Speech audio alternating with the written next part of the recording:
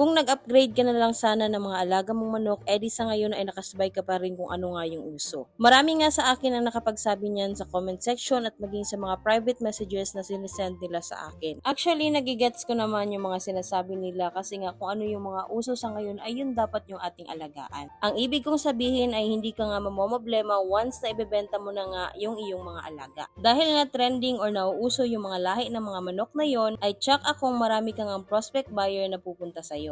Sa totoo lang, nasubukan na rin namin yan noon tulad nitong mga inaalagaan nga naming mga shamu na uri. Dati nga talagang napaka-trending nito at talagang wala akong masabi pagdating sa mga buyer kasi nga napakarami talaga at ikaw na lang ang mamomroblema kung ano nga ba yung ibibigay mong sisiw kapag nag-release ka na. Kasi nga din naman talaga maraming nag-aabang. Pero tulad nga ng sinabi ko, hindi na kami nag-upgrade sa mga manok na mas malalaki sa ngayon or mas trending dahil nga nakafocus talaga kami sa pagkakambing at pagbabaka sa ngayon.